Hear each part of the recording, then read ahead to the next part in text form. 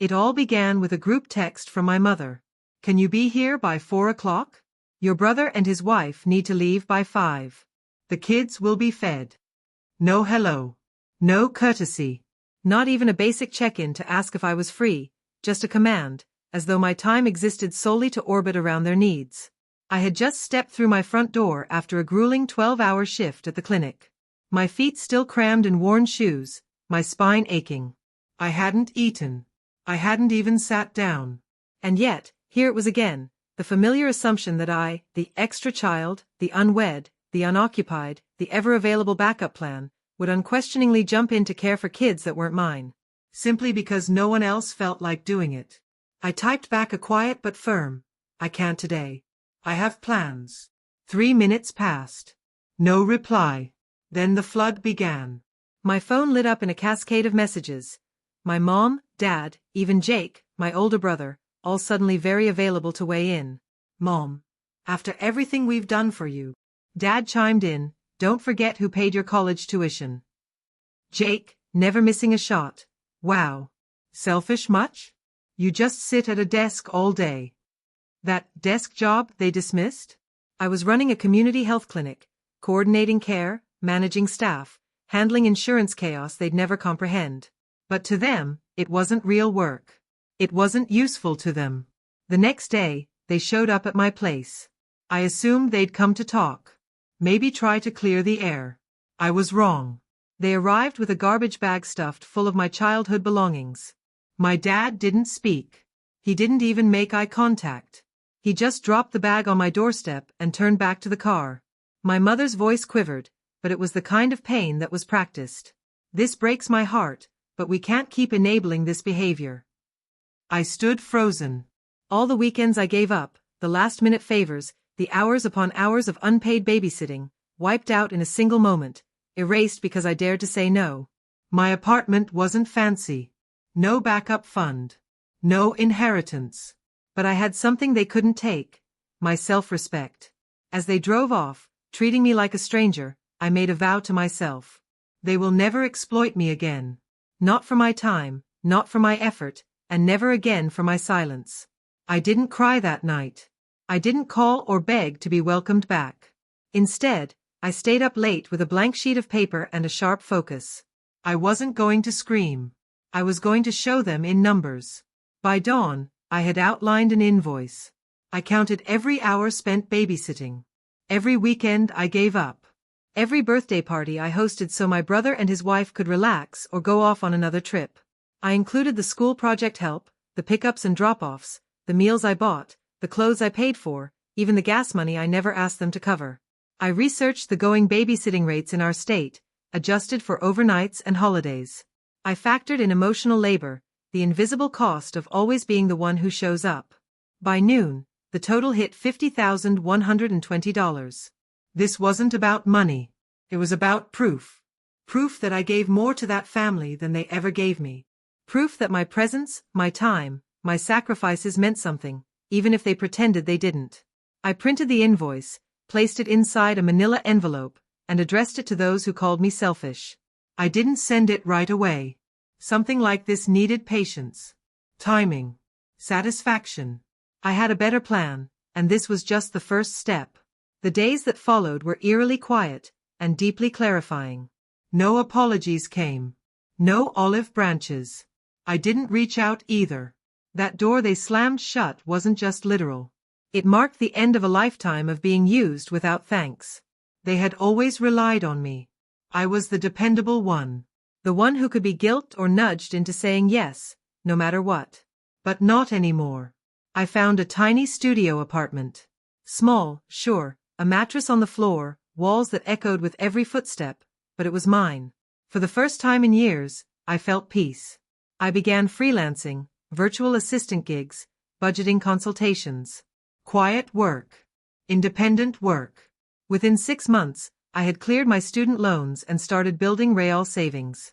No one noticed. Because no one asked. Meanwhile, my brother continued thriving on their support. Photos kept coming in the family group chat. Tropical vacations, expensive dinners, new toys for the kids, all funded by my parents. My old bedroom? It had become a nursery for their second child. Once, my mother commented on a post. "So glad this room is finally being put to meaningful use." That stung deeper than I admitted. And still, they continued to text me like nothing had happened. One Saturday, my mom messaged, "Hey honey, can you come by this weekend? We need someone to watch the kids again. Going out of town." No apology. No mention of the trash bag at my door. No acknowledgement of the months of silence. Just the same old assumption that I'd always be there. But this time, I responded differently. I replied with a detailed, professionally formatted invoice.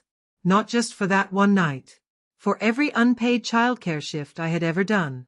Line by line. Standard hourly rates. Overnight surcharges. Holiday premiums. Emotional labor compensation. Displacement penalty for being cast out of the family. The grand total, $50,000.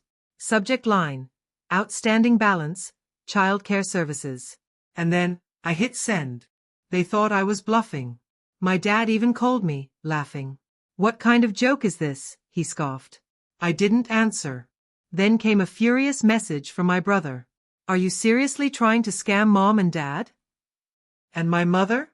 She called in tears, not out of remorse, but accusation. "How could you be so cruel?" she sobbed. Not once did she say sorry. Not once did she ask why. But I didn't back down. Instead, I followed up with a second message, this time laced with legal terminology.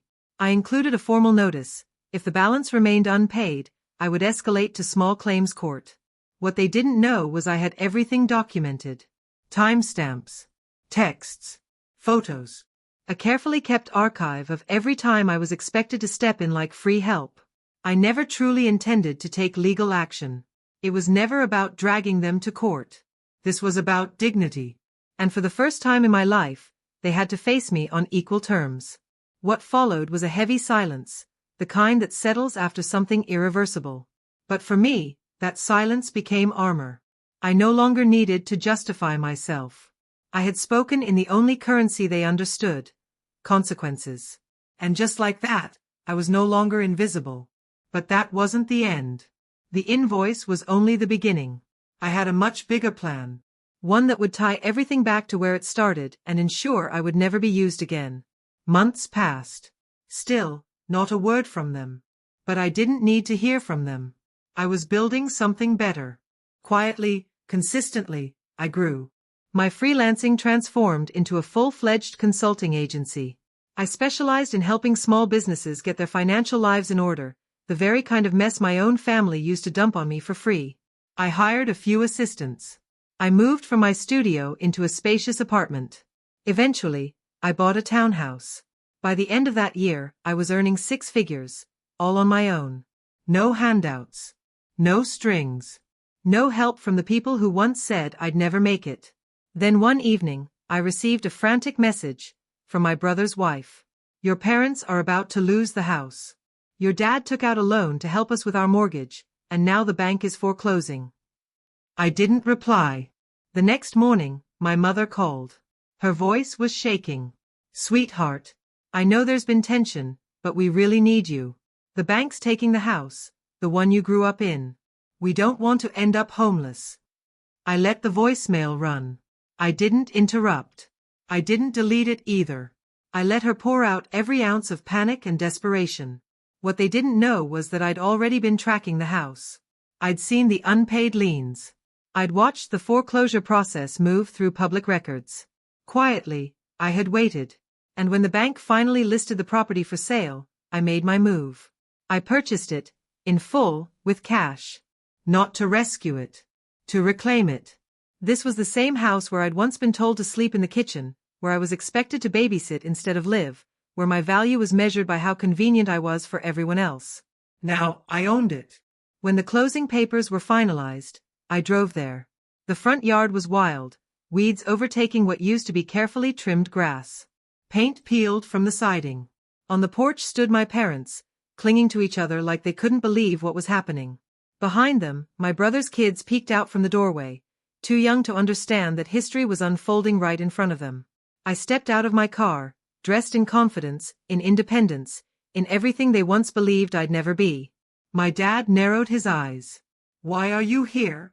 I handed him the legal notice. You've got 30 days to move out. This property is mine now.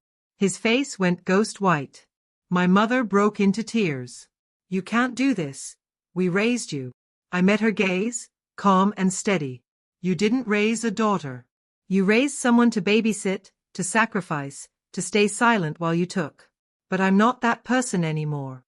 Then I turned to walk away, but not before delivering the final note in the melody they never saw coming. I'm converting this house into a sanctuary, a home for young women like me. Girls who've been cast aside, told to give and never expect anything back. This kitchen? It'll feed someone who deserves it. This bedroom? It'll belong to someone who knows her worth. This place might have meant nothing to me growing up, but I'll make sure it means everything to someone else. They didn't argue. They didn't yell. They just stood there, stunned, silent, powerless. The roles had finally reversed. And as I pulled away from that old driveway, there wasn't anger in my chest. No bitterness riding shotgun. What I felt was peace, complete, radiant peace.